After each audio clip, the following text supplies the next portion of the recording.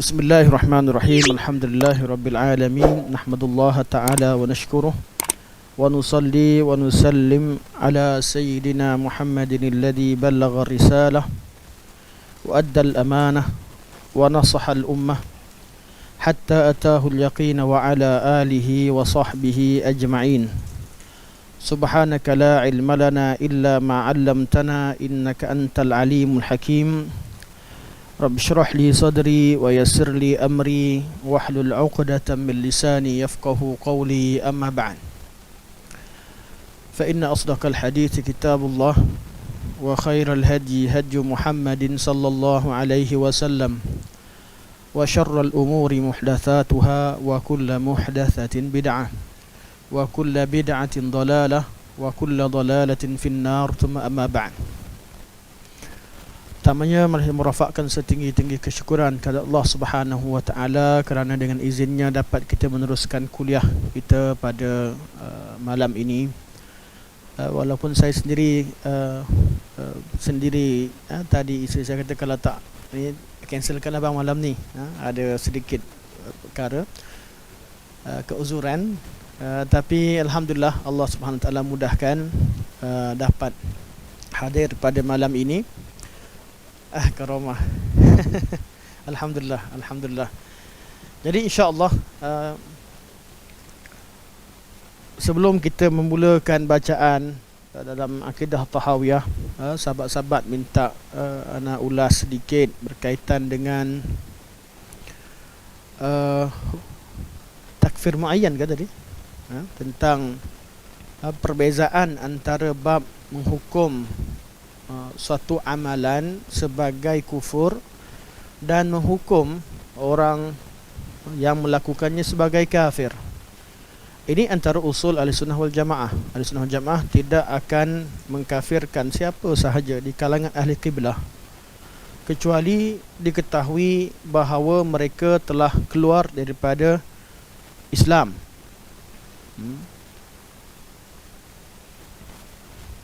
Tidak menghukum seseorang itu sebagai murtad secara mutlak, itu bukan akidah Ahlussunnah wal Jamaah. Orang-orang yang tidak menghukum orang-orang yang melakukan suatu perbuatan kufur secara mutlak bukan akidah Ahlussunnah wal Jamaah. Ahlussunnah wal Jamaah mereka tidak mengeluarkan seseorang dari Islam kecuali dengan syarat, iaitu cukup syarat dan tidak ada sebarang halangan. Mana selepas tawaffurus syurut wa intifa'ul mawani', selalu disebutkan cukup semua syarat-syarat, jelas bahawa dia memang kufur. Pada masa sama tidak ada halangan-halangan. Halangan artinya dia bukan seorang yang jahil, dia buat kerana dengan kehendaknya. Itu pun hukuman itu diserahkan, hukuman secara rasmi itu diserahkan kepada pemerintah. Manakala kita sebagai masyarakat awam, tugas kita hanyalah berdakwah. Yang benar katakan benar, yang salah katakan salah, yang kufur katakan kufur, tauhid katakan tauhid, syirik katakan syirik, bid'ah katakan bid'ah, halal katakan halal, haram katakan haram. Itu sahaja yang mampu kita lakukan. Dan apabila kita menghukum itu sebagai kufur berdasarkan kepada dalil Al-Quran dan Sunnah, tidak berarti kita terus menghukum, malah menghukum pelaku sebagai kufur itu diletakkan di kuasa pemerintah atau mahkamah, sehingga tidak berlaku langsung takfir terhadap orang awam di mana-mana mimbar ataupun oleh mana-mana orang biasa. Pada hukum kita bincangkan sesuatu hukum itu sebenarnya kita bincangkan tentang perbuatan, dan perkara ini ada usul syarak. Sahabat Nabi SAW selepas perang, selepas pembukaan kota Makkah, ketika mereka nak pergi dalam perjalanan ke Mu'tah, tak silap saya, dalam perjalanan ke sana, mereka nampak satu pohon yang besar. Nampak pokok besar. Dan orang Arab Quraisy, mereka tatkala mahu pergi berperang di mana-mana, mereka akan pergi ke pohon yang besar, mereka gantungkan senjata mereka di atas pokok tersebut, agar senjata tadi ada power, ada senjata jadi lebih ampuh ketika dalam peperangan. Dan mereka menamakan pokok itu sebagai Zati Anwat. Zati Anwat. Jadi sahabat-sahabat yang baru masuk Islam selepas pembukaan kota Mekah, ramai yang masuk ni, macam-macam kabilah, dan kepercayaan itu wujud pada mereka. Bila mereka masuk Islam, kemudian ikut Nabi pergi ke peperangan Mu'tah, tak silap lah kalau silap, dalam perjalanan ke satu peperangan, zahirnya Mu'tah. Okay, kalau antum cek kalau salah segurlah, jangan zahirnya Mu'tah. Dalam tengah perjalanan mereka nampak pohon besar, macam pohon atau pokok yang dinamakan sebagai Zati Anwat oleh orang Arab Quraisy. Dan mereka selalu seronok. Ish, kita nak pegang ni, ada Zati Anwat. Nampak pokok tu, dia kata, "Ya Rasulullah, ij'al lana Zati Anwatin kama lahum Zati Anwat." Zati Anwat, ya Rasulullah, jadikan, buatkan, tentukan pada kami Zati Anwat, tempat untuk kami letakkan senjata supaya jadi lebih ampuh dan lebih hebat. Macam mana orang Quraisy, dia nak pegang, dia ada Zati Anwat. Ini keramat ni. Tempat yang ada kelebihan, kepercayaan kepada pokok tersebut. Apa Nabi SAW sebut? Nabi kata, "Subhanallah, Maha suci Allah Subhanahu wa ta'ala. Laqad qultum kama qala qaum Musa." Sesungguhnya kalian telah berkata dengan kata-kata sebagaimana kaum Musa, "Ij'al lana ilahan kama lahum alihah." Jadikan, wahai Musa, jadikan Tuhan sembahan bagi kami, jadikan lembu.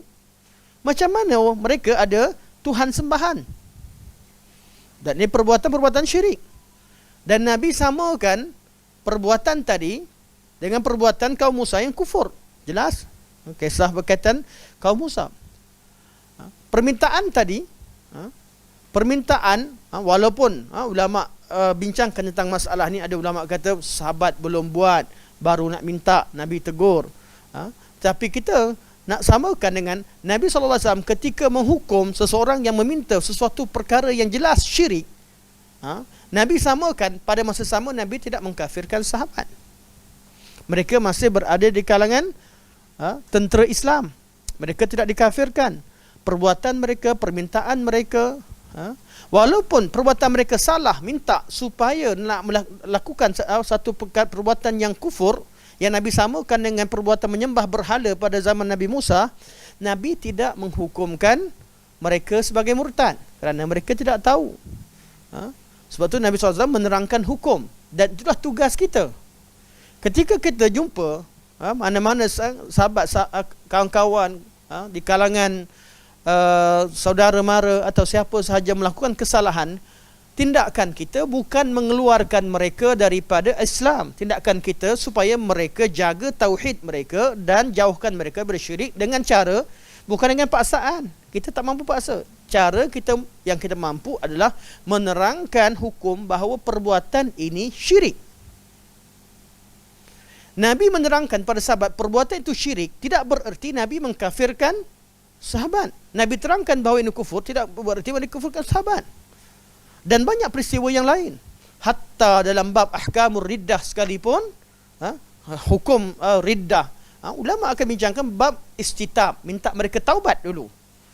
Berkemungkinan mereka yang lakukan perbuatan-perbuatan riddah tadi, yang dibawa ke mahkamah bahawa mereka murtad, bila dibicarakan, berkemungkinan mereka ada syubhah.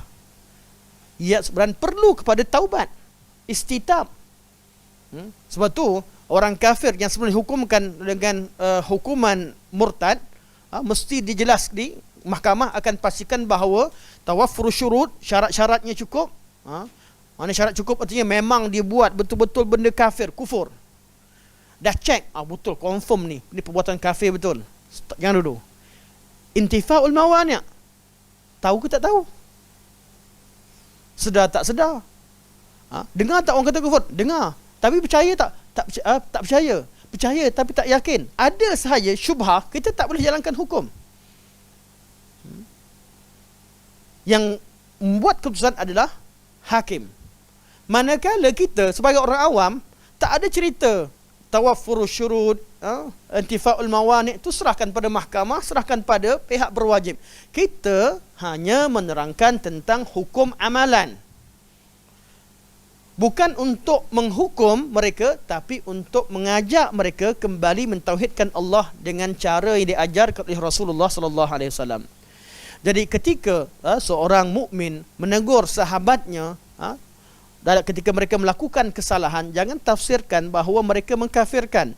Kalau keadaan begitu, akan tersebarlah kekufuran, kerana tak boleh bercakap langsung tentang perbuatan-perbuatan yang boleh berlaku kufur.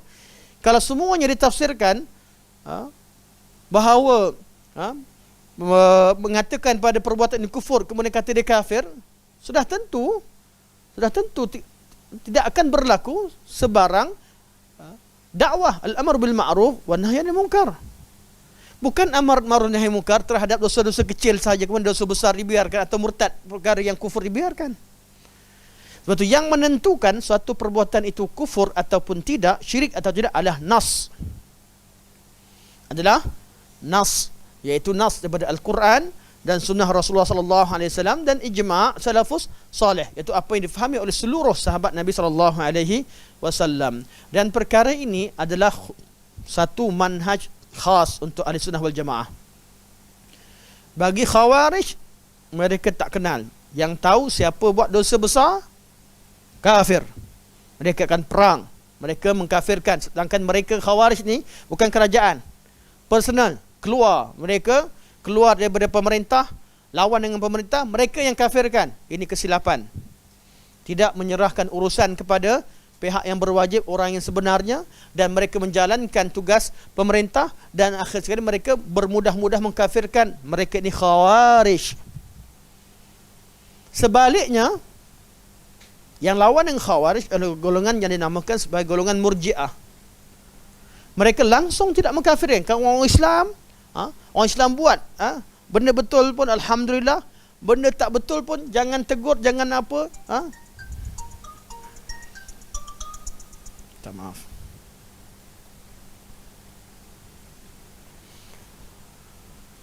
Tidak boleh, pada mereka tidak boleh mengkafirkan siapa-siapa walaupun apa sahaja yang mereka lakukan secara mutlak. Ini tindak balas golongan murji'ah ini, kerana mereka berdepan dengan golongan khawarij yang cepat mengkafirkan. Adanya golongan khawarij, timbulnya golongan murji'ah. Dan dua kumpulan ini, satu nampak je semua kafir, kafirkan orang terus. Okay.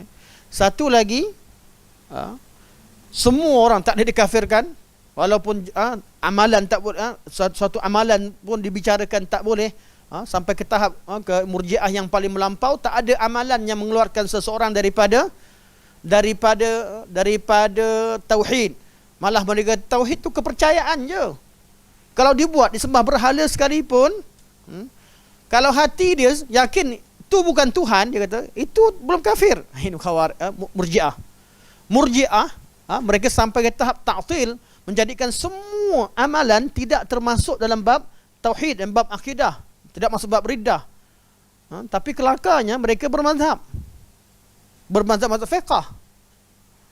Golongan murji'ah ni semua kerana orang tanya, khawarij ni mazhab apa, fiqh dia?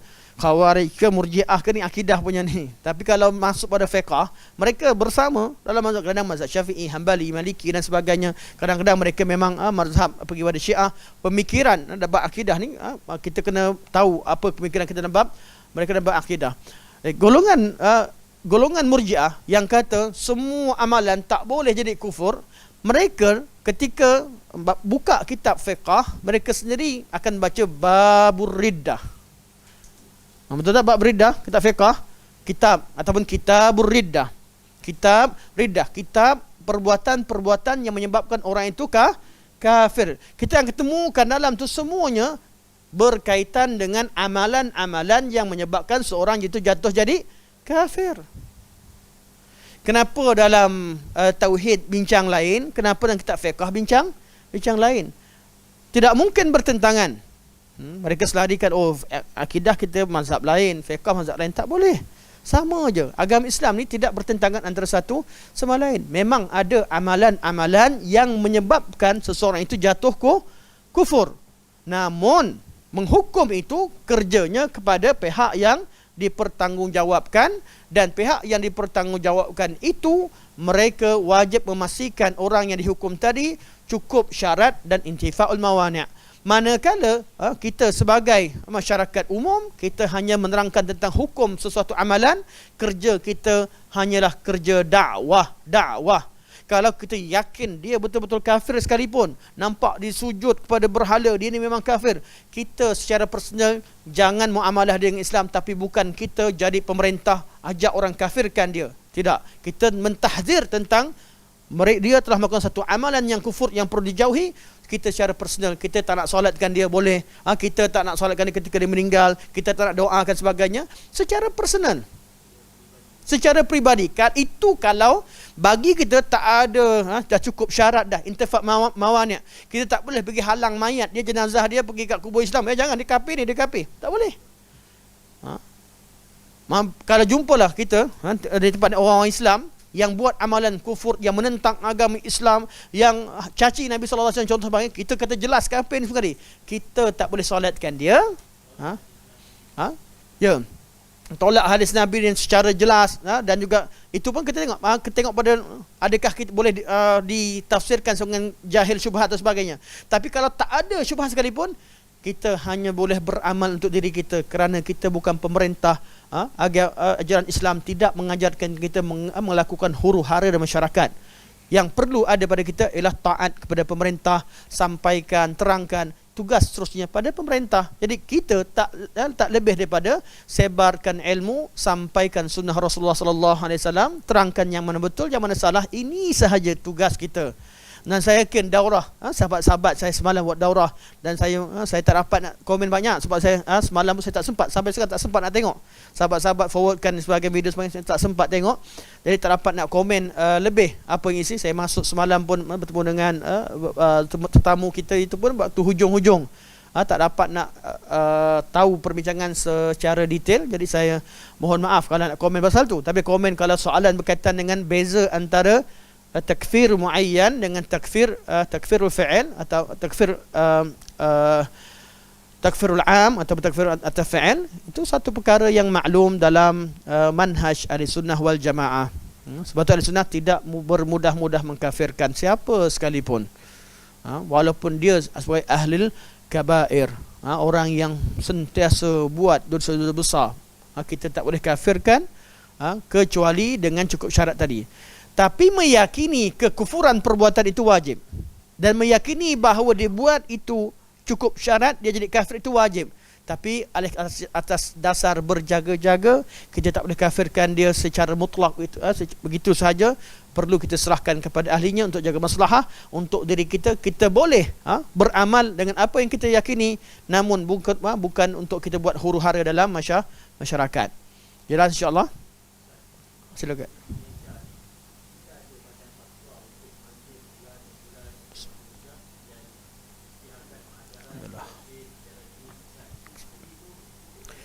Ya, manakala undang-undang, contoh undang-undang negara, ada pemerintah, kita ada pejabat agama, kita ada pihak jabat pencegah ajaran sesat sebagainya, itu tugas mereka.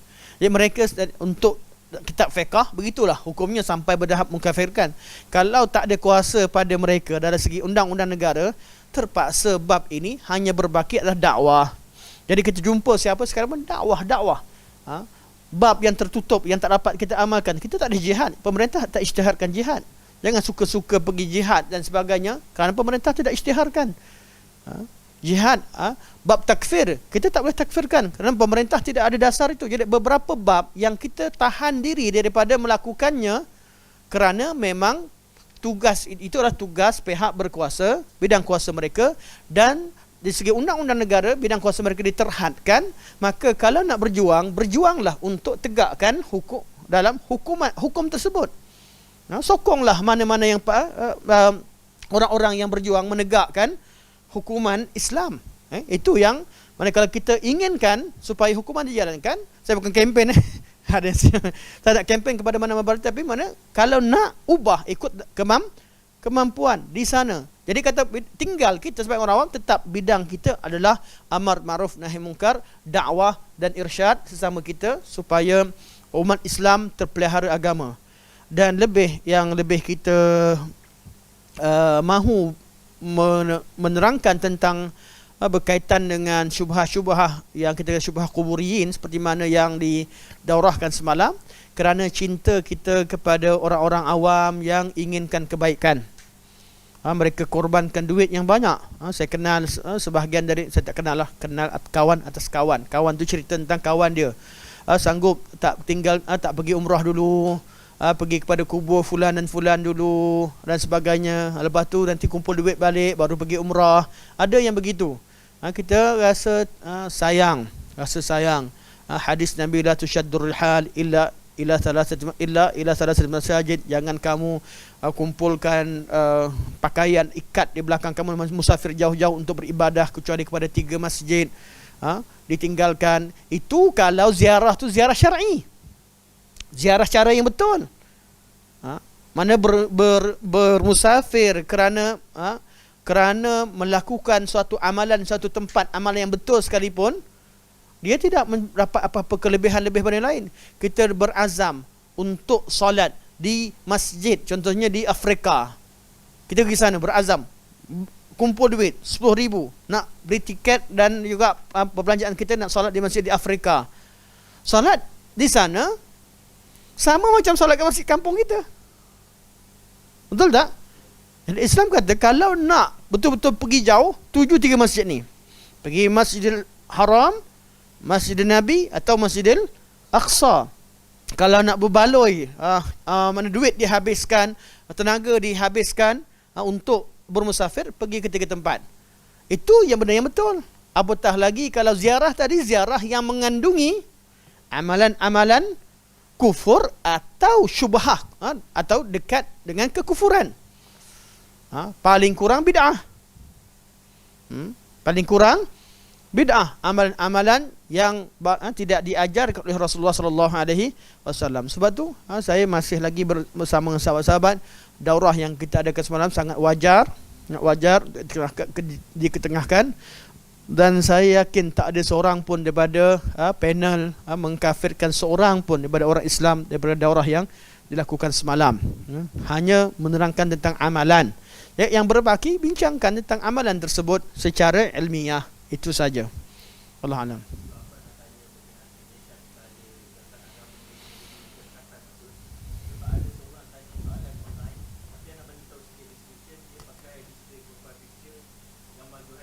Okey.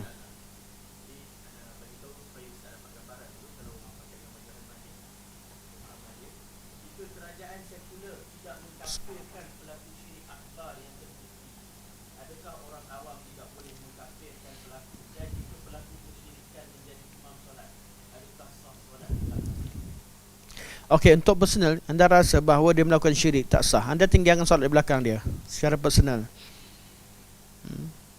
Sebab kita tak boleh paksa orang untuk berfahaman seperti kita, kerana kita bukan ada kuasa, kita hanya mampu berdakwah. Kalau betul, kalau untuk personal, untuk personal, sebab tu dakwah yang sebenar, kita dakwah ajak orang faham. Kalau insya-Allah semua faham benda tu kufur sebagainya, mereka akan cegah kekufuran lebih daripada menghukum kepada personal. Kalau kekufuran dicegah, insya-Allah personal tu akan kembali kepada jalan yang benar. Mencegah benda kufur lebih aula daripada menghukum seseorang itu keluar daripada Islam secara tindakannya. Tapi kalau ada kuasa, pemerintah ada peruntukan kuasa tertentu sebagainya, mereka jalankan hukuman itu sebagai salah satu daripada pengajaran yang perlu diambil oleh orang-orang melakukan kesalahan. Contohnya kalau berlaku zina meluas, contoh zina, tiba-tiba pemerintah mana negara ubah dasar adanya hukuman rejam terhadap penzina. Adakah perlu tangkap semua penzina? Masuk ramai-ramai beribu orang yang pernah berzina nak direjam? Tidak. Mesti adanya Cukup syarat, mana tawaffur syurut dan intifa' al-mawani'. Takkan nampak orang mengandung tangkap nikah semua. Mesti ada perkara yang kita kena tengok. Adakah betul dia berlakunya zina atau berlaku paksaan dan sebagainya. Semua kes perlu dibicarakan dengan jelas. Yang menentukan orang itu lekat atau tidak, syarat cukup atau syarat atau tidak, siapa? Kita tak berat, kita tak mampu, kita tak ada kuasa. Orang tu depan kita, dia dah jawab, kita sama level, tak boleh kita nak kafirkan. Untuk amal sendiri boleh, tapi yang pemerintah, mereka ada badan tertentu, ada cara tertentu, ada undang-undang tertentu untuk memastikan bahawa betul-betul kekufuran itu berlaku dan boleh dihukumkan kepada pelakunya. Jadi bukan sebab tidak boleh mengiktikad bahawa ada orang yang kufur, tapi yang kita maksudkan adalah kita perlu, kalau dalam takfir sekalipun, perlu ikut lunas yang digariskan oleh syarak. Kalau tidak, berlaku huru-hara. Dua-dua binasa. Satu mengkafirkan, berlaku tumpah darah. Satu lagi tidak mengkafirkan, tak boleh amalan untuk kafir, berlakulah syirik penuh ni. Kedua-duanya zalim. Kedua-duanya adalah kezaliman di atas muka bumi ini. Rosak dunia dan rosak agama. Kedua-duanya bawa kerosakan. Agama Islam membawa kepada maslahah. Wallahu alam. Okey, insyaAllah. Ada banyak, ada sahabat tanya tentang ramai sahabat yang message dan forwardkan macam-macam video, saya dapat tengok. Tapi yang terima kasih pada yang merengkaskan. Betul-betul tak baca ni rasanya ni. InsyaAllah kita ambil masa sikit je. Sahabat yang ringkaskan isi kandungan tertentu berkaitan dengan perkara yang minta diulas. Okey.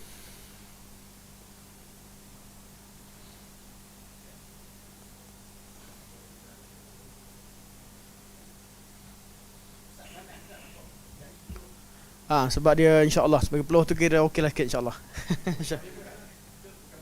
Bukan. Alhamdulillah. Peluh di tengah aircon ni. Oh, memang panas tadi. Okey, alhamdulillah. Okey, ada soalan 3 poin utama yang ditanyakan pada Ana. Okey. 3 ni, 2 berkaitan dengan isu, 1 berkaitan dengan masalah ilmiah. Mana ada soalan bertanya tentang kredibiliti Syekh Hasan Muallim dan penulisan 2 karyanya, Ziarah Hud dan Al-Quburiyyin di Yaman. Ana kata serahkan kepada ahlinya, insya-Allah.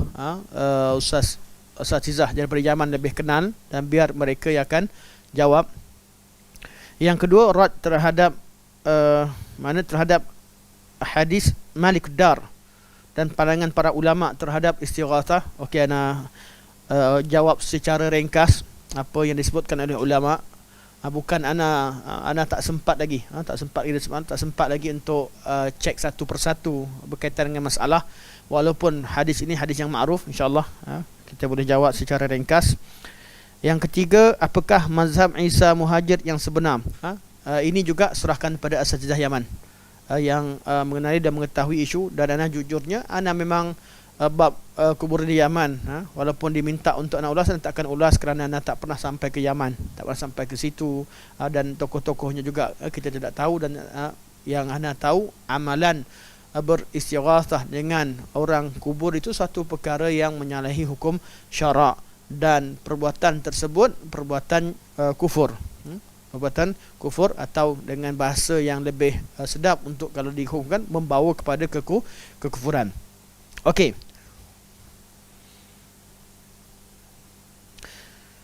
Hadis Malik Dar. Hadis Malik Dar.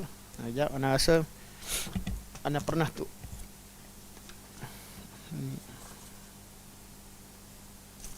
Kalau ada teks dia, ana pernah tulis dulu. Ni ke? Okey. Catatan ada 2 kertas, tapi yang tinggal 1 ni. Ni catatan lama nak bawa datang. Ke hadis Malik Dar, kita tengok lafaz dia, kisahnya. Kisahnya seorang lelaki, saya terjemahkan terus insya-Allah, antum boleh tengok balik.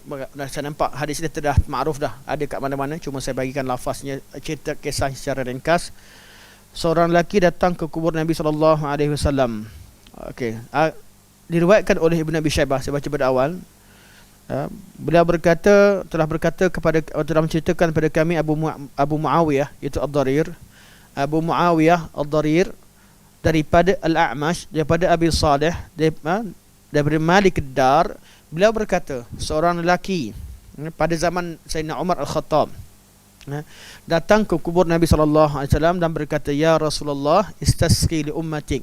Ya Rasulullah, tolong doa istisqa, doa minta hujan untuk umat kamu. Fa innahum qad halaku, sesungguhnya mereka telah binasa, artinya mereka sedang berada dalam kesusahan. Fa'atar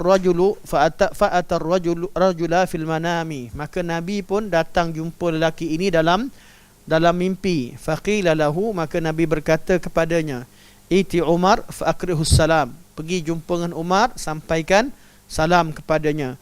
Wa akhbirhu bi annakum mustaqun, atau mustaqiyun, saya tak tahu pasti lafaznya, saya catat ni sedikit ada ni. Dan beritahu kepada mereka bahawa mereka akan diberikan hujan, sampai ke akhirnya. Sampailah Umar akur tentang apa yang disebutkan. Okey, kisahnya kat mana yang jadi perbincangan? Ya Rasulullah, istasqi li ummatik. Ya Rasulullah, tolong doakan hujan untuk umatmu. Okey, hadis ini bukan hadis, riwayat ini, satu kita perlu tahu dengan jelas, berlaku dari segi sejarah ini, berlaku pada zaman Sayyidina Umar. Jadi kita tak ada kata hadis lah, pertama sekali, bukan hadis Rasulullah sallallahu alaihi wasallam. Kisah seorang lelaki, bukan sahabat, lelaki yang tak dikenali, iaitu kata Malik Ad-Dar, seorang lelaki. Siapakah lelaki tersebut? Tidak disebutkan dengan jelas. Tidak disebutkan, hanya seorang lelaki, tak disebutkan siapa lelaki ini, tidak diketahui. Dia perbuatan pada zaman Sayyidina Umar Khattab. Okey, dan kita bincangkan pertama sekali dari segi sanad. Sanad ini, kalau kita bincangkan dengan cara muhaddisin, kita akan tengok contoh sanad ini daripada Ibnu Abi Syaibah, tak masalah lah. Imam Ibnu Abi Syaibah, Abu Muawiyah Ad-Darir, Abu Muawiyah bin Darir, seorang yang thiqah, tidak syak lagi. Daripada beliau kata haddatsana Al-A'mash, Sulaiman bin Mihran, tidak syak lagi, ulama hadis yang terkenal. Namun masalah Sulaiman bin Mihran sabit bahawa beliau seorang yang mudallis. Artinya kadang-kadang beliau tadlis. Jadi disyaratkan dalam riwayat tersebut. Kalau antum boleh sharekan, ada teks hadis, terima kasih, saya boleh sharekan. Okey, terima kasih, jazakallah khair. Kita tengok teks hadis.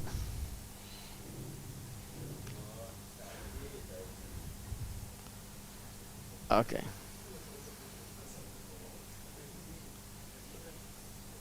okey, teksnya sebut anil A'mash, daripada Al-A'mash. Jadi kalimah an artinya an'anah. Jadi ada satu masalah, adakah Al-A'mash dengar hadis daripada gurunya hadis ini secara spesifik. Mudallis ni macam mana? Tadlis, memang dia beriwayat daripada guru dia, namun kadang-kadang melalui orang tengah. Dan dia malas nak sebut orang tengah ni. Orang zaman awal, zaman tabi'in, dia tak ada orang tipu hadis banyak. Tak banyak sangat. Dia orang tak kisah sangat tentang sanad. Dia orang rasa kalau nak cerita satu benda, tak nak cerita panjang, dia terus diriwayatkan. Contohnya, saya beriwayatkan daripada Abu Talhah. Dia kata Abu Talhah berkata, daripada Abu Talhah. Ada kemungkinan, ada seperawi yang memang akan kata Abu Talhah, saya dengar langsung dari Abu Talhah, atau pada waktu sekian saya jumpa Abu Talhah. Itu maksudnya sarah, dia cakap jelas, sarah bisama', dia jelas bahawa dia dengar langsung. Kadang-kadang saya dengar daripada orang lain daripada Abu Talhah. Tapi saya kata daripada Abu Talha. Saya tak kata Abu Talha beritahu pada saya. Itu maksudnya ada di kalangan perawi yang melakukan perkara demikian. Maksudnya kalau guru dia dikenal, orang tu dikenal, ada orang lain beritahu, dia tak sebut. Dia tak sebut, iaitu dia tinggalkan satu nama atas macam-macam alasan. Kadang-kadang nak ringkaskan, kadang-kadang kawan ni tak suka nama kawan tu. Orang tengah, jadi dia cerita malahlah sebut sekarang ni, dia bergaduh pula. Atau macam-macam lah sebab dalam ni. Dan pada zaman tersebut taklah seperti zaman kemudian. Seperti tadi sebanyak berlaku pada zaman awal-awal. Pada zaman sebelum zaman-zaman tabi'in, ini zaman yang belum lagi tersebarnya ilmu ilal, ilmu jarh wa ta'dil. Jadi orang-orang lama ni ada perangai begitu. Jadi Al-A'mash seorang imam yang besar, namun ketika A'mash sebut haddatsana dan sebagainya, maka riwayat tu jelas yang sahih. Tapi boleh kerana syubhat tadlis, maka di sini ada masalah kerana Al-A'mash kata an Abi Salih, anak murid utama Abu Hurairah radhiyallahu anhu. Namun hadis ini Abu Salih tidak meriwayatkannya daripada Abu Hurairah. Beliau meriwayatkannya daripada Malik ad-Dar. Saya semalam tak sempat cek, saya sempat cek sekejap lah. Tadi tengok sikit kerana banyak tanya, tengok begitu saja. Dan saya pernah buat catatan. Jadi beliau meriwayatkan daripada Malik ad-Dar. Ya. Malik ad-Dar, inilah jadi punca pertikaian. Malik ad-Dar seorang yang tidak diketahui halnya. Bukan orang tak kenal, orang kenal dia. Dia ni pembantu Sayyidina Umar. Ada kata Maula Umar, ada Khazin Umar, orang kenal. Tapi hal dia dalam periwayatan tidak diketahui. Ain dia dikenali. Bukan jahalatul ain, maknanya orang yang dikenali. Tapi keadaan periwayatannya, keadaan dia tidak diketahui, tak disebutkan. Dan ramai yang kata majhul. Mana seorang yang majhul itu majhulul hal, bukan majhul ainnya. Jadi ramai di sini, ramai yang berhujah, mereka bawakan takkanlah majhul ain, dia ni ada dikenali di sana sini. Memang dikenali, tapi bab riwayah tak sama dengan bab terjemah biasa.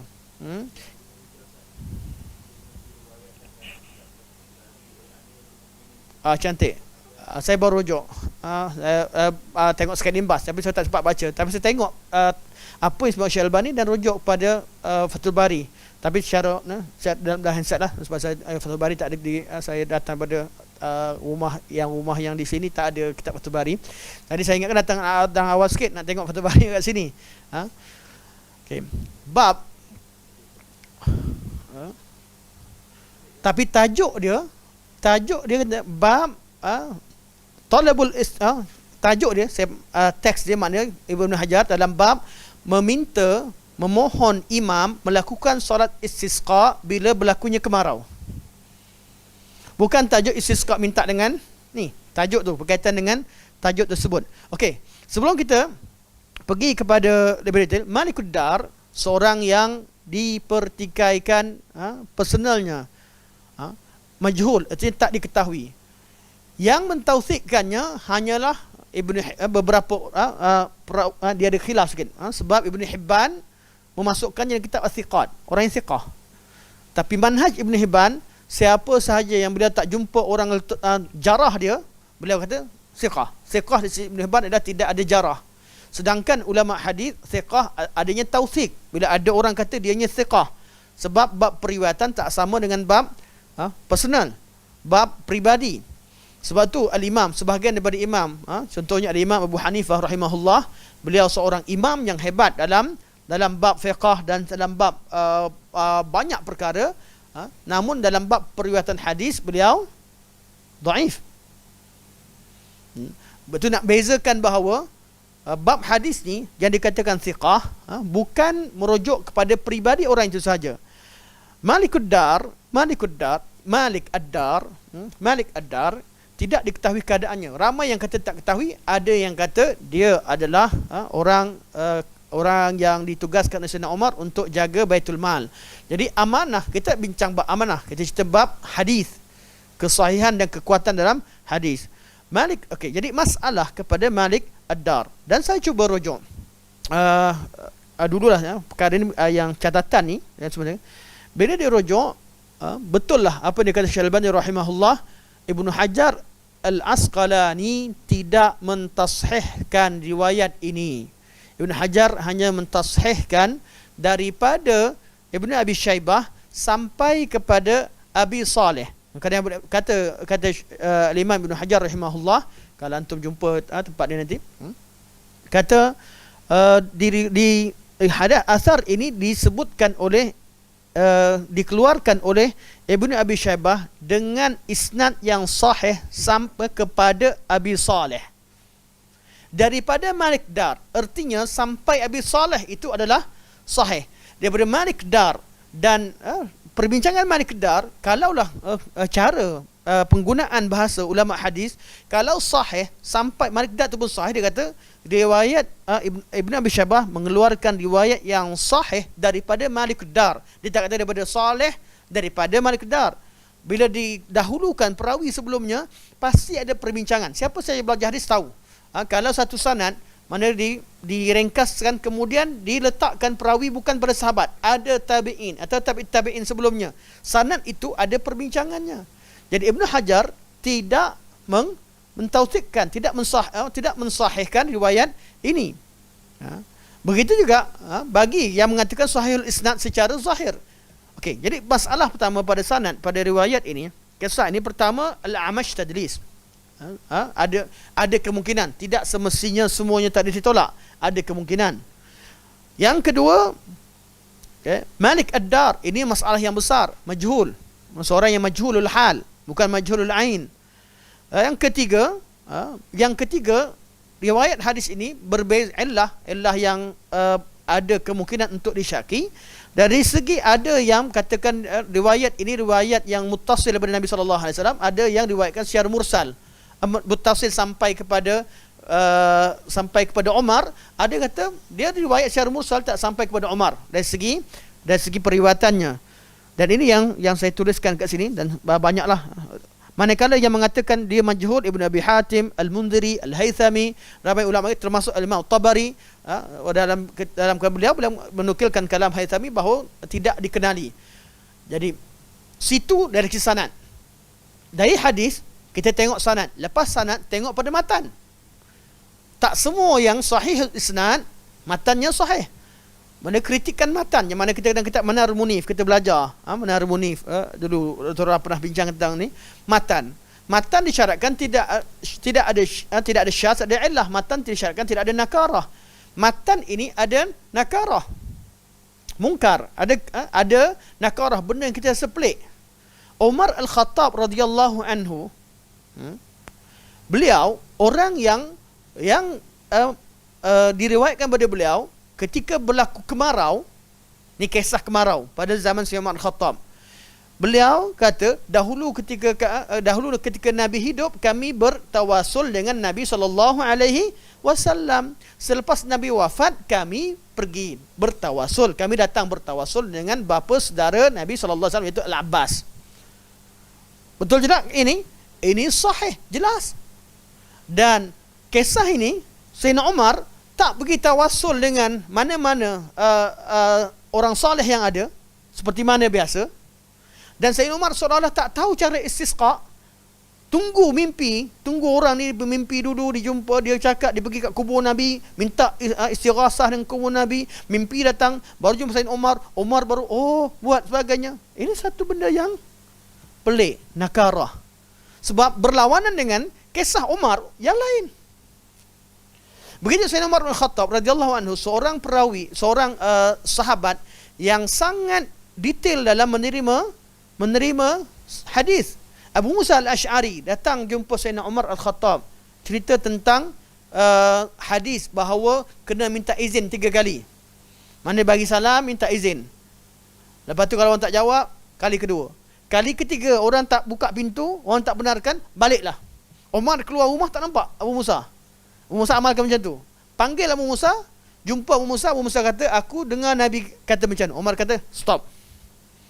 Bawa saksi. Selain kamu siapa yang jumpa? Sehingga dia bawa Abu Sa'id Al-Khudri bersamanya. Abu Musa datang dengan keadaan takut. Dah takut pergi jumpa kawan-kawan dia. Abu Musa ni budak muda-muda lagi. Umar orang tua. Orang tua retak budak muda. Dia pergi cari kawan dia, jumpa Abu Sa'id Al-Khudri dan seorang Ansar bersama dengan mereka mensaksikan bahawa kami dengar, masa tu kami dengar sama. Nah, Umar kata, hai Abu Musa, aku bukan tuduh kamu, tapi aku nak beritahu bahawa supaya tidak ada orang, supaya orang yang selepas kamu berhati-hati dalam menyampaikan riwayat. Kat sini cerita berkaitan dengan agama, bukan daripada Rasulullah sallallahu alaihi wasallam, bukan sahabat, tak tahu siapa, seorang lelaki. Tiba-tiba saya nak dapat pula maklumat daripada mimpi. Umar pula tak tahu istisqa. Cerita nakarah sanad, ada nakarah matan yang pelik. Apatah lagi bertentangan dengan ayat Quran yang banyak yang meriwayatkan tentang yang meriwayatkan tentang hukum, mana larangan untuk meminta kepada selain Allah Subhanahu wa taala. Okey. Dan tidak ada yang okey. Dan seorang lelaki tersebut bukanlah daripada lelaki Malikud Dar, majhul hal, dan rajulan yang disebutkan itu seorang lelaki itu mubham, tak diketahui siapa dia. Sedangkan diketahui sekalipun. Ada satu riwayat. Sekarang anda nak tengok dia punya. Sebab tu anak sebenarnya tak nak komen sangat. Kena study, tengok dulu, buat catatan nota. Ada? Okey, cantik. Fatul Bari. Jazakallah khair. Bestnya ada ustaz. Okey, hadis. Okey. Okey, kita tengok start cerita.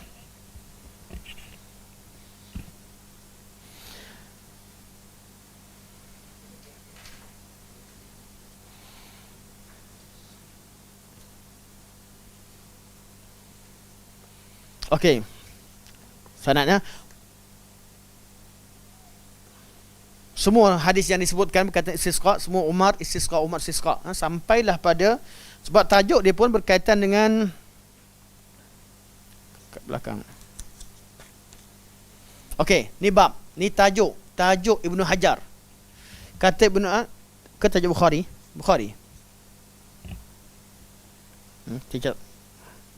Okey. Tajuk Ibnu Hajar. Kalau jap, minta anak jap. Sama dia Imam Bukhari atau Ibnu Hajar. Okey, tajuk Imam Bukhari rahimahullah. Okey, ini bab Ibnu Bukhari. Kata Imam Bukhari, bab su'alin nasil imam al-istisqa iza qahitu. Bab kita minta, orang awam minta kepada pemerintah agar melakukan solat istisqa bila berlaku kemarau. Dan diriwayatkan hadis-hadis yang hadis-hadis berkaitan dengannya, seperti mana kita tahu hadis Umar dan sebagainya. Ini semua tak ada masalah. Ketika syarah Ibn Hajar menerangkan semua, Ibn Hajar kat hujung-hujung bawakan cerita, ada seorang lelaki kat sini, ada seorang lelaki yang mimpi tadi, kisah tadi. Okey, kita tengok riwayat tadi. Warawa Ibnu Abi Syaibah. Ni kat hujung mana sedar. Kalau hujung artinya apa? Dia kata itu hanya cerita tambahan, syawahid, nak tengok atau sekadar fawaid, faedah dan sebagainya. Tapi kita tengok apa yang disebutkan Ibn Hajar. Ibn Hajar kata, warawa Ibn Abi Syaibah, dan Ibn Abi Syaibah meriwayatkan bi isnadin sahihin, dengan isnad yang sahih, min riwayati Abi Saleh As-Samman an Malik Ad-Dar. Ad-Dar, Malik Ad-Dar, bukan Ad-Dari, Malik Ad-Dar. Okey, jadi beliau sebut isnad yang sahih daripada riwayat Abi Saleh. Beliau tak kata daripada riwayat Malik Ad-Dar, kerana sepatutnya yang paling tinggi di situ adalah Malik Ad-Dar. Malik Ad-Dar yang jumpa dengan Sayyidina Umar. Abu Saleh jumpa Abu Hurairah, tak jumpa dengan Umar. Ada inqita' di sana. Jadi kalau disebutkan sahih daripada Abi Saleh, kita tahu bahawa riwayat tu perawinya sahih sampai Abi Saleh. Itu tanpa melihat kepada tadris Amash dan sebagainya, tapi orang-orangnya sahih dan isnadnya sahih. Tapi bila beliau berhenti pada perkataan Abi Saleh, mana anak Abu Saleh, baru kata an Malik Ad-Dar, artinya ada masalah pada Malik Ad-Dar. yang perlu kita lihat. Dan beliau kata wa kana khazin Umar, beliau adalah yang jaga khazanah, jaga Baitul Mal atau Umar. Qala, dia berkata, Malik Ad-Dar berkata, asaban nasu qahtun fi zamani Umar, pada zaman Umar berlakunya kemarau. Okey, faja'a rajul ila qabrin Nabi. Apa yang saya baca tadi orang lelaki sampai akhir. Kemudian habis saja, sekarang seorang lelaki. Seorang lelaki. Mana asaban nas qahtun faja'a rajulun. Ya, ada masalah. Orang akan tanya, siapakah rajul ini?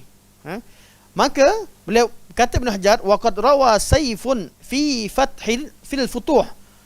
Telah riwayatkan Saif, seorang bernama Saif Ibn Umar, seorang yang terkenal, dihukumkan sebagai seorang yang ada yang kata mungkar hadis, ada yang kata wadda', letakkan hadis sebagainya. Dia seorang sahaja yang meriwayatkan. Dia kata annallazi ra'al manam, lelaki yang bermimpi itu siapa? Al-mazkur huwa Bilal bin Haris Al-Muzani, ahadus sahabah. Jadi yang mengesahkan bahawa yang bermimpi tadi Bilal bin Haris Al-Muzani adalah seorang yang tak dipercayai dalam periwayatannya. Yang lain semua mubham. Tiba-tiba datang seorang yang dikecam dari segi riwayat dia kata lelaki itu bernama Bilal bin Haris Al-Muzani. Kalau betul Bilal bin Haris Al-Muzani sahabat yang mulia, sahabat yang agung radhiyallahu an. Namun menetapkan nama ini hanya datang daripada riwayat lelaki yang tidak dipercayai dalam hadis, maka riwayat ini tetap kekal tidak sahih. Jelas? Itu dari segi matan. Okey. Ya, sebab tu saya semalam, saya jujur saya tak berani nak cakap sebab benda ni memang pernah study, pernah tengok. Dan saya pun kalau ada kat rumah memang kertas ni ada. Yang kertas tidak, ni kertas yang saya catat sekali. Ada kertas satu lagi. Dua kertas yang saya catat. Memang pernah memang hadis ni hadis yang kita jadi famous lah bila dah berlaku isu. Memang sufi satu dunia akan berhujah dengan hadis tersebut. Memang hujah ni hadis yang terkenal dan dah dibincangkan pun, dan menjadikan satu hadis yang kedudukannya begitu nak lawan dengan ayat Quran yang banyak, dengan hadis Rasulullah, dengan segala asar yang mengharamkan meminta kepada Allah SWT, suatu tindakan yang tidak bijak, tidak berhati-hati dalam agama Allah Subhanahu wa taala. Wallahu alam. Boleh insya-Allah? Betul-betul kata Jasin tak buka kitab. Okey, insya-Allah. Tapi sekadar macam mana pun perlu kepada hatta bab hadis ni perlu kepada rujukan. Kita buat semula, kita akan lebih baik kalau dibuat dengan, sebab jujurnya tak sempat persediaan.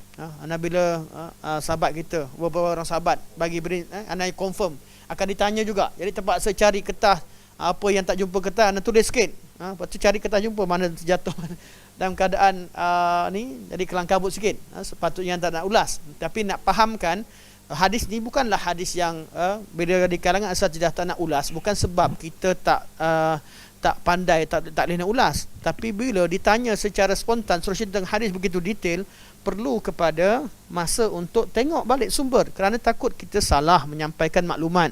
Kerana maklumat-maklumat begini perlu pada rujuk untuk kita hukumkan hadis sahih tidak, apatah lagi dalam masalah adanya khilaf yang banyak pada seseorang. Ini perlu pada hadis. Macam mana sekalipun, kalau kata sanad itu, orang kalau debat ilmu ini, dia akan kiri kanan bawa kaedah sekali. Sanadnya tetap terima, tidak bercanggah dengan sanad, tak ada nakarah. Jadi kalau tak nakarah pada sanad, tetap hadis itu tidak sahih. Tetap hadis itu tidak sahih. Kerana syarat sahih itu tidak syaz dan tidak mungkar. Ya saya.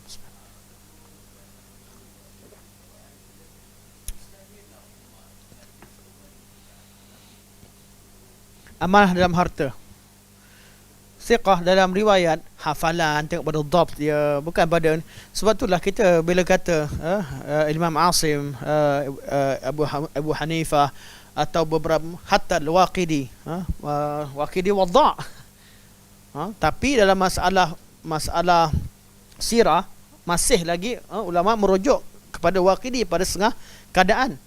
Ada yang riwayat secara ni secara mutlak, dan banyak lagi orang-orang yang mahir dalam bidang tertentu tapi dihukumkan sebagai lemah dalam hadis Nabi sallallahu alaihi wasallam.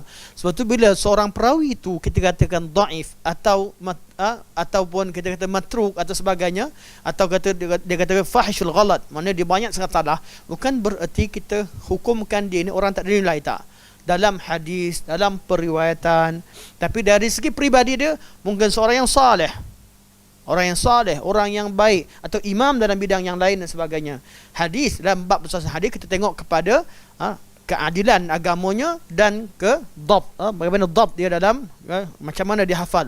Ada dhabtul kitab atau dhabtul sadar dalam disebut. Jadi kalau berhujah kita kata majhulul hal, kemudian dia berhujah seolah-olah kita kata majhulul ain, itu satu tidak jujur.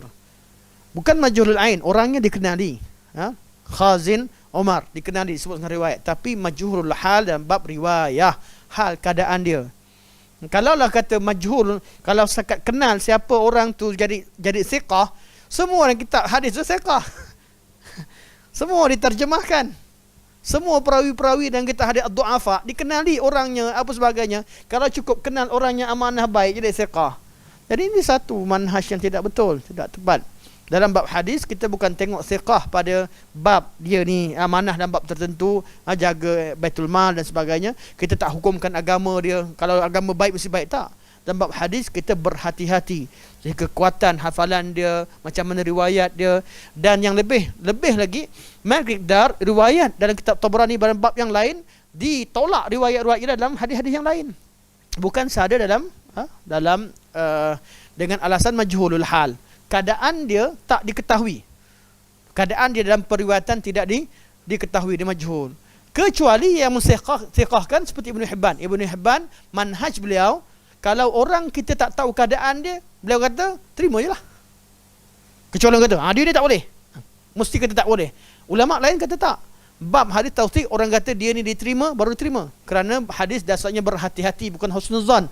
Husnuzan dalam bab muamalah, dalam bab pergaulan, tapi dalam hadis asalnya adalah al-ihtiyat, iaitu berhati-hati. Wallahu alam. InsyaAllah.